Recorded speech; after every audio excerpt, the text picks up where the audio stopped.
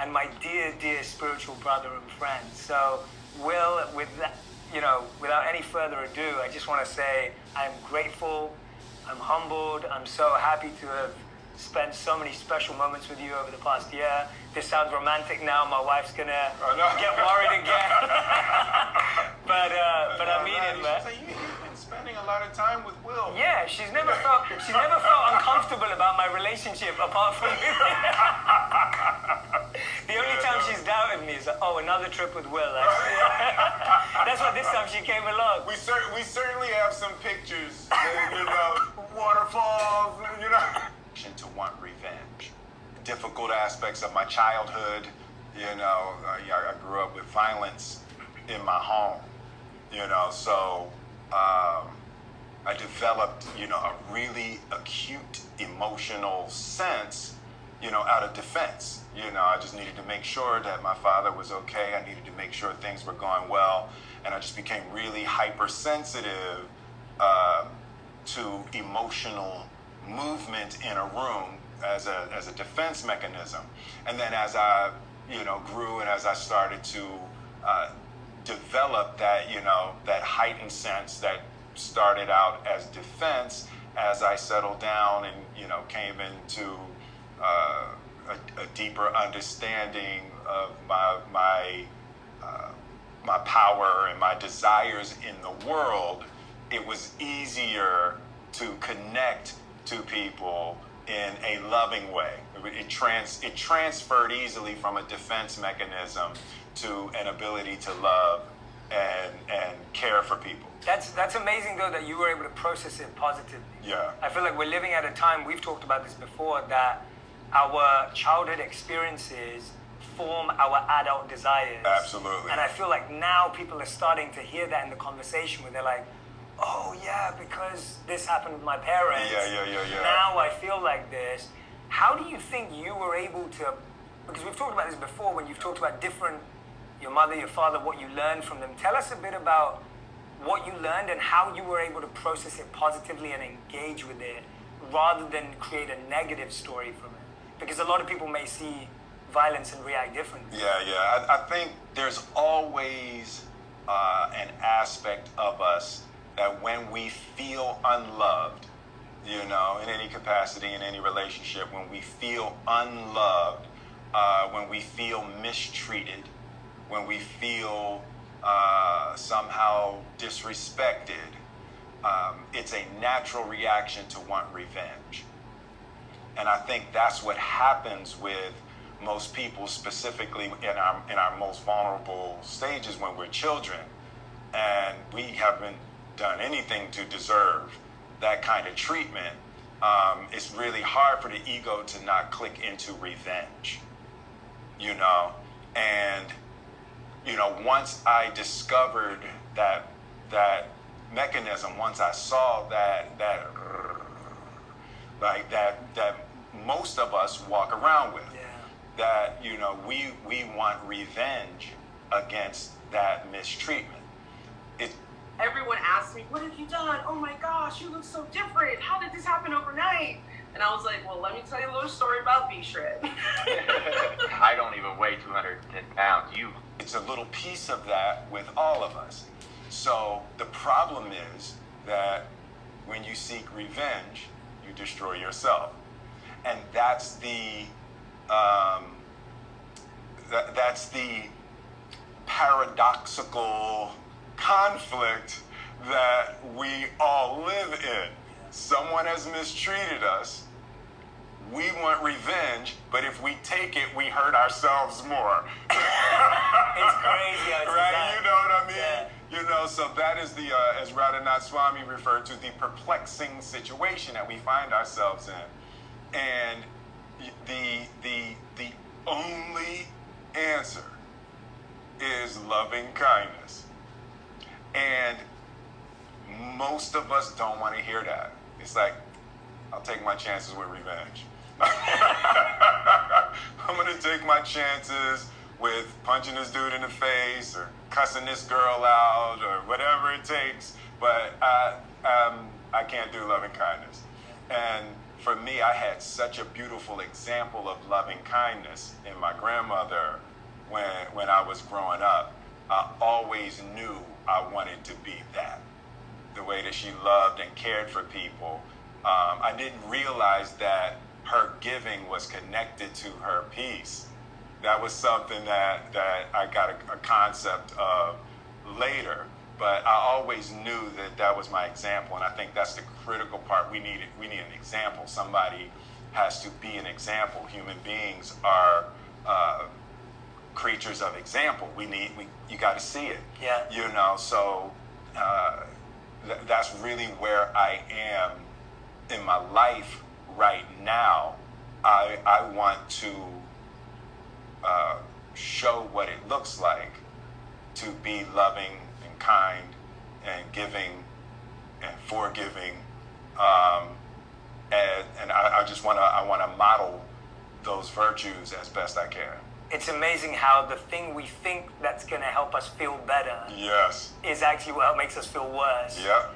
And you hold on to it because somewhere inside of you, you feel you have to be the person to show that person Yes. the truth. Like you feel like it's Yes. your responsibility. Yes. You're going to be the hammer of justice. Yeah, so you carry that.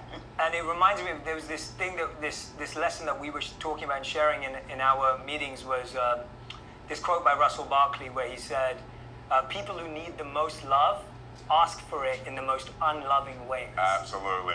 And that's what you were saying when you were giving examples of people in our society today who, it sounds crazy, but somehow they are seeking love. Absolutely. And when you kind of put that in your head, you're like, oh, like that's just a plea, a begging. A begging. A literal, like, it's not even a proposal, it's like a demand for It's a demand. love. Absolutely. And you were saying that, and I love what you said, and that's why I'm bringing it back to what I was saying earlier. The reason why I was highlighting the personal aspect of you is that I think that the example that you're setting through who you can be is even more than what you've done. Mm-hmm. Yeah. What you've done is amazing, and there's nothing to be taken away from it. It's phenomenal what you're achieving and what you continue to achieve. But being able to do that with a loving heart, that must be, I mean, how does that feel internally? Does that also feel that way, or no? Are you like, no, Jay, the success feels way better than that, Jay. You don't get it. But you know, we had that conversation, and there was a real period in my life that I had to struggle with. We can win, or I can be nice. Pick one. Right? And different people pick different things. Right. For the type of material world climbing, you know, that I did for a big chunk of my life, it was military minded. You know, we're going to get that flag to the top of that hill, and you are going to help or you're not going to be here, right? So that's one mindset. And then after I got the flag to the hill a couple of times, and kept getting the flag to the hill, and realized that you don't feel good, and you've scorched earth, you know, around you, and you're like, nobody's really happy, you know. And then I started to have to question that mindset. You know, I had one of the greatest runs in Hollywood history, you know, like 8 #1 movies, all over 100 domestic, biggest global movie star, all of that, and my family was miserable, you know.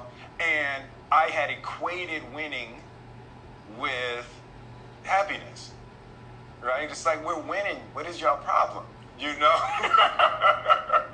You know, and the transition from product focus, like military minded, get to the top of that hill, and then I shifted into a mindset. It was really my kids who brought me out of that. I shift into discovering, like, well, damn, people really care about how they feel. Right? You know, and as crazy as that sounds, No, like, my father wasn't concerned with how I felt. You know, he wasn't concerned with how he felt. He was military minded. You achieved the mission. And there's two possibilities. When I give you a mission, there's two possibilities. One, you complete the mission, or two, you're dead. Right? You know, and that's what my father was saying. I grew up with that. Oh, cool, right? I actually had to discover feelings, right? And start, like, I used to have to really focus on, okay, how's this person feel? How's this person feel? Not what do I need them to do, and not they're wasting our time right now, and we're losing time, and we're going to not finish this mission, right? But there is a balance between the mindset of achieving and loving kindness. Hi, Mama D. Hi, Papa D. At this point in my life, I've actually discovered the magical balance, but it's really hard to get people to let go of the attack and defend achievement Hi, Mama mindset. D. Hi, Papa D. And trust the care and concern for your fellow humans as Hi, a Papa way D. Hi, of Mama D. creating higher Thanks for production. coming and watching my yoga. Yeah, I hope everyone who's listening and watching right now is taking this in, because I think what you're painting is a very transparent, honest picture of our minds. Yeah. Like, I can relate to what you're saying. So I can relate to times in my life where I've been so about winning and success and numbers or whatever it may have been. And I know I'm not even becoming the person that I want to be Absolutely. in that process, and I don't even like myself. But because you're choosing to like yourself because of what you're achieving, you're finding a new way to like yourself, but not over who you really are. And so I just hope everyone who's listening and watching, you know, when you speak sometimes, Will, it's so extreme because you've got so close to that emotion that sometimes people can think, oh no, that's a bit extreme, I'm a bit more balanced. But really, we all have that kind of, does that make sense? Like, we all have a bit of that extreme instinct inside of us in some area of our life. And it's sometimes a delusion to feel, oh, I'm actually balanced. Like, we sometimes listen and go, oh yeah, no, that's him. Oh, like, that's him. His father was military. I'm balanced, you know. And we always feel weird balanced. Yes, exactly. I felt like I was balanced. I felt like I was balanced. We always feel like we're on that, as the Buddha would say, as we talked about, the middle path. Like, we always feel we're on the middle path, and everyone's lost. I know, And everyone else is confused. Oh my gosh, that celebrity's confused, or that person's on the wrong path. I'm okay. But, you know, I really hope, as you're listening to this, everyone, that put yourself in those shoes, put yourself in that mindset. It's a healthy activity to do. And you can learn something from the extremes also, right? And when you look at the athletes, right? There's a certain extreme mindset that you have to take on. I don't know that you have to take it on. What I do know is that in this society, we worship that mindset that, you know, it's the can you become Michael Jordan without that mindset? You know, and that is a really powerful, difficult question. It's like most people can't sustain the mindset that, you know, fortunately, because it can be so destructive, but most people can't sustain that level of discipline to manifest the things that they want in their life. And there's a poisonous edge to that kind of discipline. And I've been to the edge of that kind of material world discipline in my mind. And I can tell you, you can have a whole lot of stuff and be miserable out there on that edge. And I found a much more comfortable and productive space in my life, and you still need that discipline. Yes. But it's like when you use that kind of power to achieve things, it's like there's a brutal reckoning. Yeah. There's a brutal reckoning. reckoning at the end of that. But the amazing thing about you is you've been on that path in that direction. I think people sometimes see these flips where they're like, oh yeah, now that you are rich and successful and famous, now you're going this way. But actually, from our conversations and how you've shared with the family, or even when we've worked with some of the friends in your life, it's like, this has actually been a long process. Absolutely. This isn't just 10, 12 months. This isn't just a couple of years. This has planted a seed from your grandmother My mama and Papa through D. your whole life to Absolutely. always be reminded of it, to Thanks study for joining my yoga. spiritual paths, world religions, to study philosophies. Like this is just a long process. Tell me about that belief your grandmother had in you. And tell me a bit about how she planted that deep seed, because I think what you said at the beginning, that we need that example. I think everyone, if they really reflected, there'd be someone in their life, either indirectly or directly. Sometimes we forget them. But when we've been talking and everything, your grandmother's been such a pivotal figure. Yeah. I'd love for you to share what you think she did that was so powerful, because maybe there are some parents listening today, and brothers and sisters and grandmothers and grandparents listening today, and they'll be able to do that for their children and grandchildren. My father, my mother, and my grandmother, whenever I think about the three of them, I picture a triangle in my mind. And I see, like, my father was the base as discipline. And my mother didn't care about anything but education.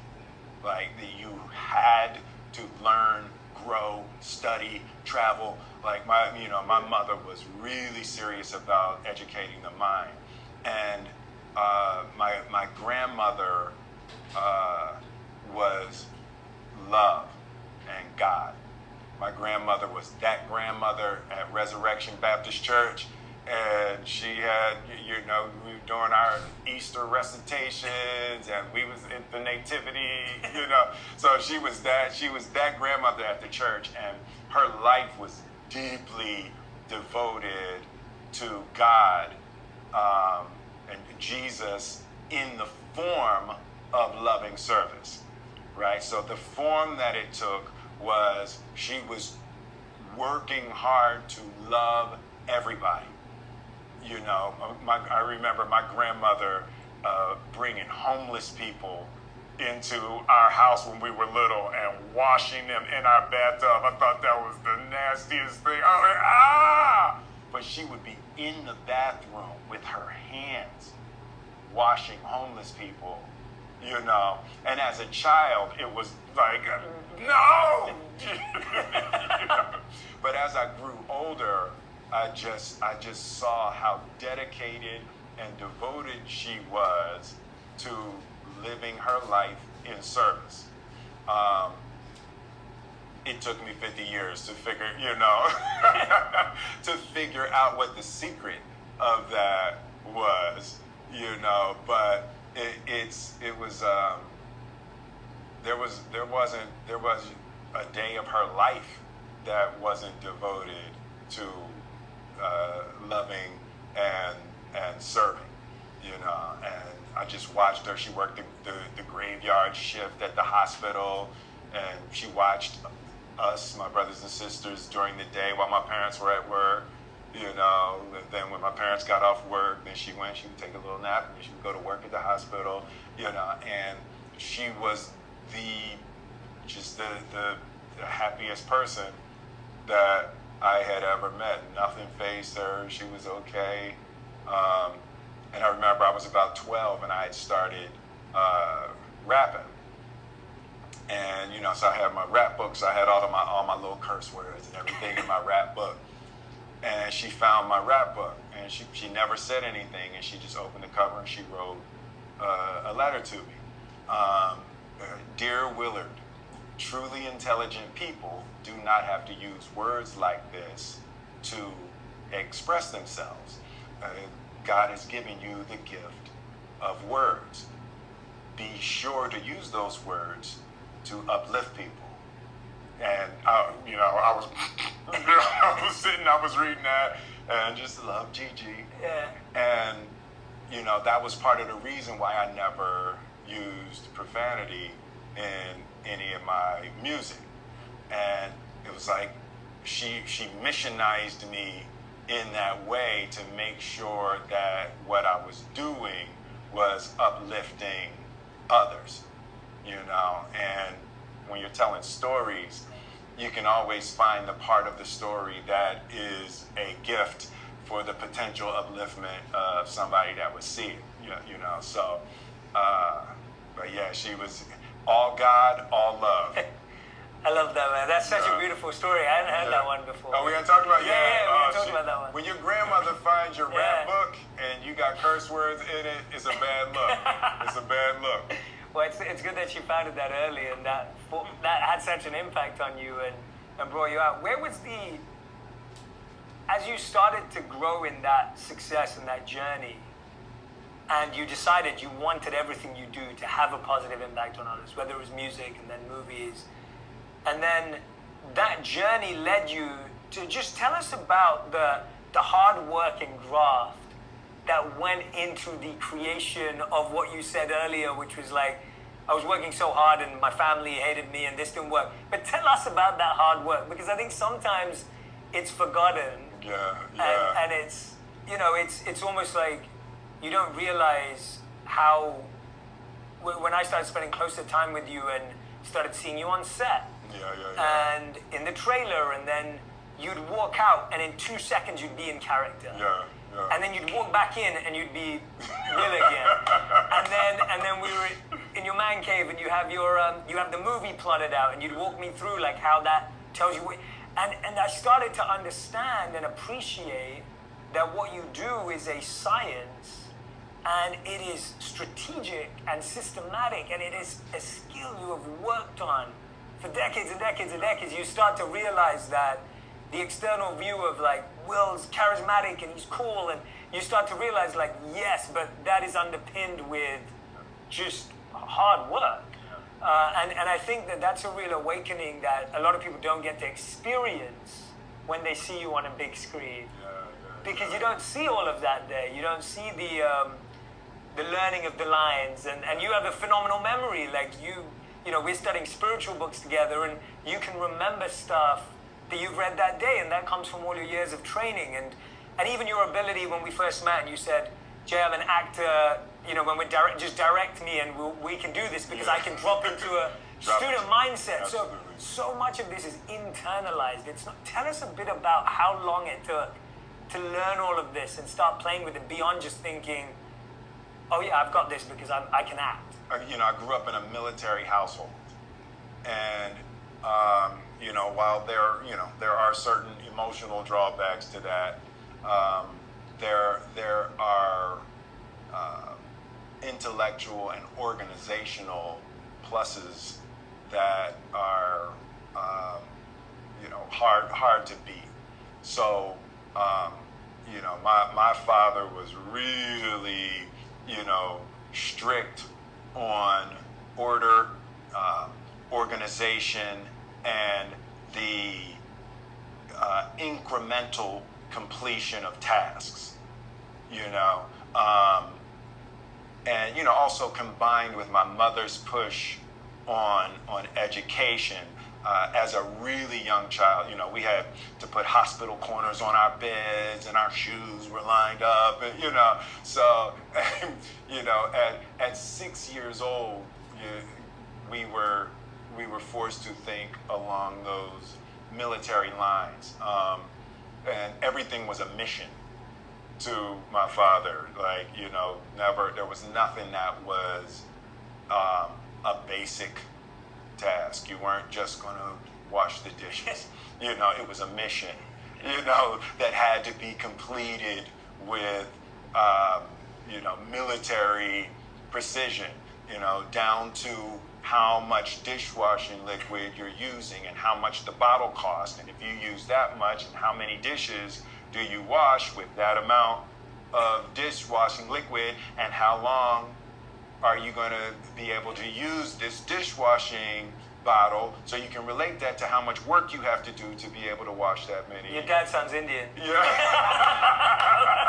have to say it. So when is your dad Indian? That's like, well, that is intense. Yeah, you so it was really, his mind was like that, and I took, we always take the things we hate the most from our parents, but, from that, the gift of All right, so we've done about half an hour of yoga. Of breaking We've tasks been down. listening to Will Smith. You set the goal, but and the podcast On Purpose. So every morning I'm trying to do yoga, and I'm not trying, I'm actually doing it. So every morning I'm trying to show a different plant and a different motivational speaker. Today is my berry illusion. I have been showing the same berry illusion for a little bit because it's so darn cute. This one has a pink midrib. Let me turn this light on a little bit better and be a little more steady. And if you don't know me, I'm Megan. I'm Megan of Megan's Plant Boutique. I do yoga every morning as a form of self-discipline and consistency for myself. So you're welcome to come here and watch me do my yoga at 8 a.m. every day. I hope you and this is all caps, I hope you and your family is safe wherever you are. I send lots of virtual hugs. Well, thank you. That's very appreciative. Thank you. So I am in South Florida, where all kinds of tropical plants grow very beautifully, and I'm a plant person, and I'm kind of an aroid leaning person. What that means is I'm a tree hugger. And I like tree hugger plants. So what tree hugger means on plants really means that a plant like this will grow up a tree and get bigger and bigger and bigger. I'm sure some of you have seen those beautiful golden pothos climbing up trees, and they get huge. That's an aroid, just like this one. So this one is an arrowhead plant, and its scientific name is Berry Illusion Syngonium. You all may have noticed I have a ton of plants behind me. A lot of these are in my shop at megansplantboutique.com. You can even click my link in my bio, and it'll show you all of the plants that I have for sale. I even have propagation kits. I have mystery boxes for cutting, so no matter what kind of budget you have, I definitely have something for you. And whether you want plants or maybe a propagation kit or a gift for a friend, I guarantee I've got something there for you. Guarantee it. This one is a berry illusion. It's super adorable. You're a bonsai guy? That's cool. Bonsais are awesome. That way they don't get out of hand in your house. Keeping things in small containers is nice, and being able to trim them up into nice, pretty ways. Very creative. So that's a super cool hobby or skill that you have, rather. Check out this new leaf. It's about to unfurl. And this one just unfurled a couple days ago. These things grow so fast. Can we see some yoga poses? Hello, dear, you are late. If you show up at 8 a.m., you will see me do all kinds of yoga poses, including everyone's favorite yoga poses. I'm not so great at yoga, but I am great at being a stressed out, high anxiety person. So I'm using yoga as a form of a way to like dispose of my anxiety and help with, making that better. So yoga has been a great tool for me to help breathe and stretch and focus my energy on being here. Give me 2 seconds. My laptop is giving me a notification. I don't know if somebody just bought this one. Did one of you guys just buy this one? Let me sign in here. Give me 2 seconds. I just saw the pop-up. Thank you. So this is a Berry Illusion Syngonium. If this one did just get purchased, I do have more in my shop. I have big ones too. I have little ones. I have pink ones. Let me see here. Okay, so it's not this one, but it was a mystery box. Somebody got a mystery cutting box. Thank you. So I do 7 mystery cuttings, and I also do a giveaway, where today is Sunday, so I'm announcing the winner of Megan's Plant Boutique Plant Mail. Is this an elephant ear? No, this one is a Berry Illusion Syngonium. And there was that one thing I was looking for. Give me 2 seconds. Thank you all for watching my yoga. If you all were here, that was super cool. I definitely get a lot out of that morning stretch. And I really like how I'm doing this motivational speaker thing. Like, Will Smith was my speaker of the day, just like he came into my house personally and gave us all a serenade of his beautiful motivation. No, it was the On Purpose podcast. It was nice. This one is Lord Have Mercy. This one is a berry illusion syngonium. You want to see the cactus? For whatever reason. Okay, so this one, in case you wanted to know, is $11.99 plus shipping on my Etsy shop. You want to see that cactus? That one's a princess or fairy cactus up there, and I've had a few of those, but that one's been my best grower, so I was really proud of that. But I have another one to show you all. Check this out. This is a Dieffenbachia. So that person who just bought my 7 mystery cuttings, thank you. I want to let you know that when I do cuttings, I send you a cut. And of course, like this, that's how you know there's a cutting. This is cut, right? And then the roots start growing from all the little nodes. So you can see that point where it started growing. There are all kinds of little bumps here where those roots can start. And look how healthy these are. I don't know if you're plant people, but if you are, that's some real healthy plantage right there. So if you want my plants, they're healthy, they're robust, and I'm very happy to ship them all over the United States. People who are concerned about the weather or whether plants will make it in a shipping box, I urge you to go check out my videos because I've definitely tested it all. I've stepped on my own boxes and stood on top of them to see if they would pass an edge crush test or how much pressure they could really take. So in case you were curious, my boxes are sturdy. Your plants will arrive alive and not crushed. If you're worried about temperature, I've even put my cuttings in the refrigerator. And the reason I say cuttings is because cuttings are so fragile. They're more fragile than an established plant. If I were to send this in the mail versus a plant with no roots whatsoever, the plant with no roots whatsoever is going to have a harder time surviving. So the cuttings I put in the mail, or in the refrigerator rather, I put them there for 4 days in 36-degree temperature, and you would be surprised at what plants can survive. Any bonsai. So I don't have any bonsais, right? I have one bonsai, I take that back.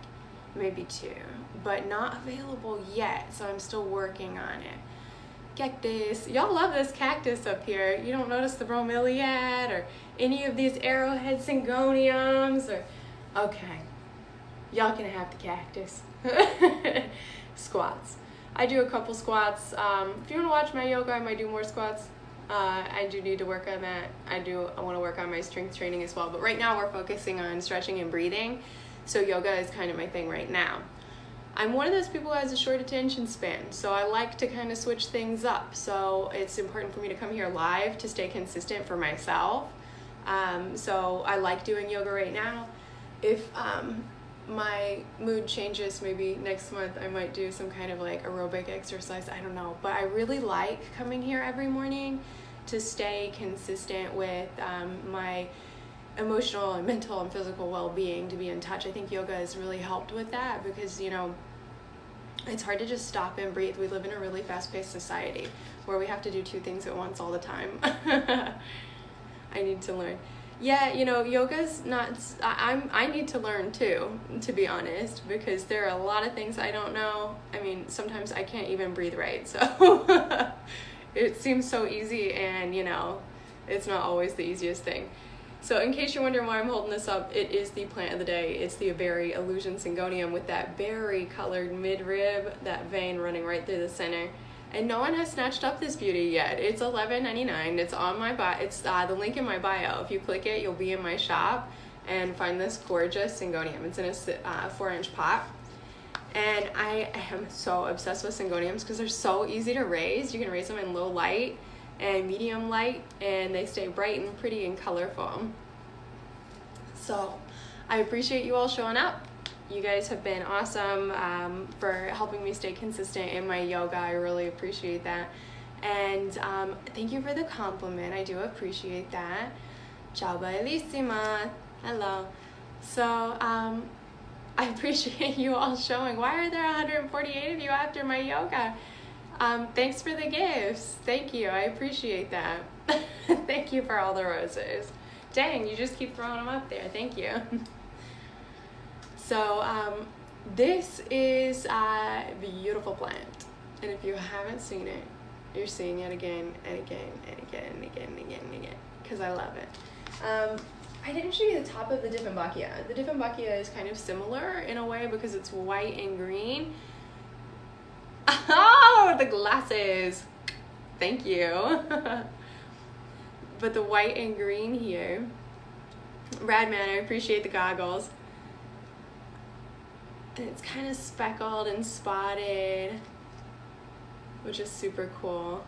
Dieffenbachias can have a lot of different patterns. I feel like if I put this one just a little bit more light, it'll get more of that white variegation. And I just really can't believe how serious all these roots are. Like, I don't know how roots can be serious. They're seriously strong. Maybe that's what I want to say. Interesting in your plant knowledge. Thank you. I am Megan of Megan's Plant Boutique. I have a shop and a website, and I sell in a few marketplaces. My main one is Etsy.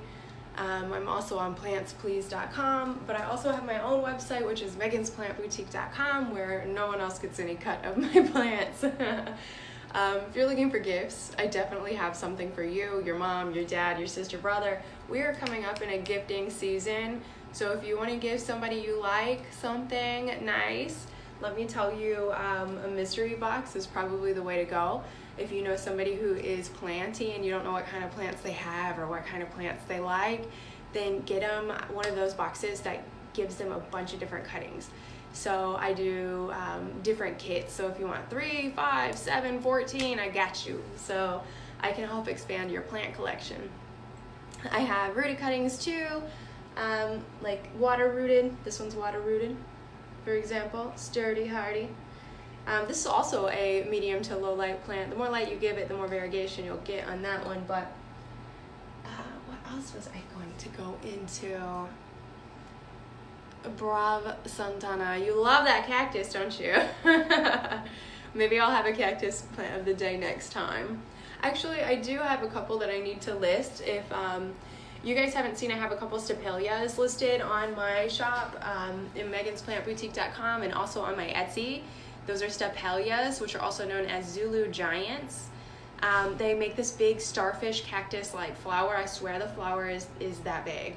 And I've got a picture of it up on one of my TikTok videos. So if you swipe back, you'll see it. It's like a big yellow and red flower. It's huge. It looks kind of foreign because it's like almost a carnivorous plant. Is that my... That's my cat Max. He was late to work today. Usually he does a little bit of yoga with me. Can I see your rarest plant?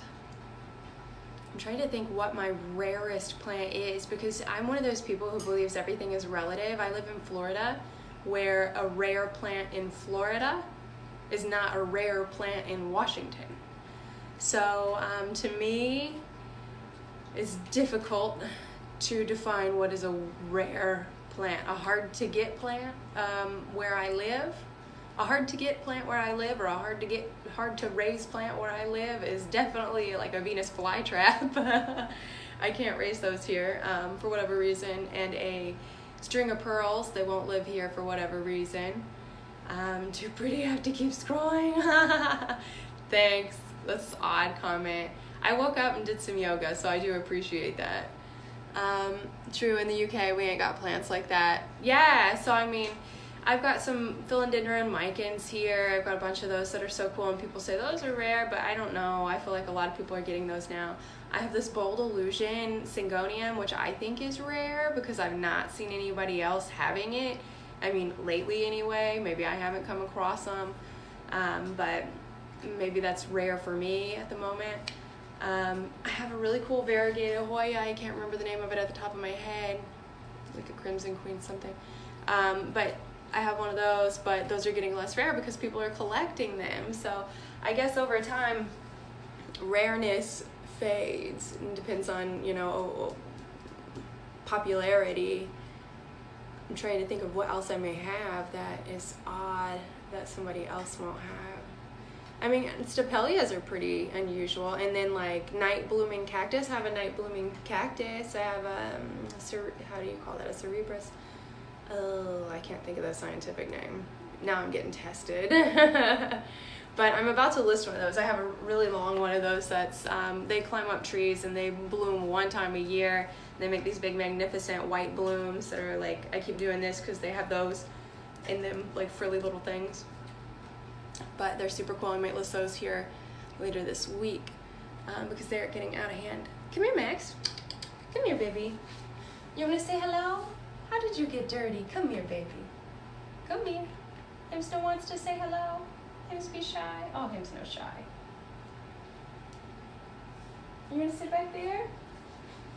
He likes the yoga mat. Hi, baby.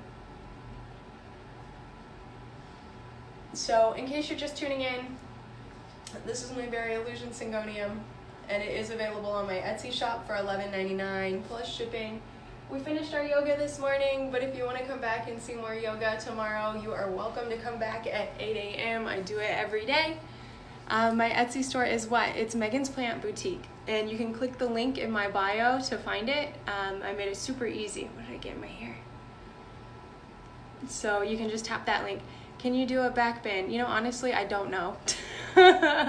So maybe I'll work that in to my yoga here in the next few days. I'm not a yoga person. I'm just somebody who's trying to do something for my personal well-being and wellness, and just trying to breathe and stretch and build a new healthy habit. So I will work on my healthy habits at my pace as I learn different moves and whatnot. So maybe a bridge, maybe a back bend tomorrow. Maybe. So if you guys are here trying to get me to do something for yoga, you guys are going to have to come back tomorrow. It's not 8 a.m. anymore. And I'm going to get off here because I have some stuff to repot and some work to do, okay? So it is like 9 o'clock or just a few minutes till. And I will be back tomorrow, okay? So I'm going to make another event. And we'll be doing the yoga tomorrow at 8 a.m. Thank you for coming. Thank you for following. And go check out my shop if you haven't.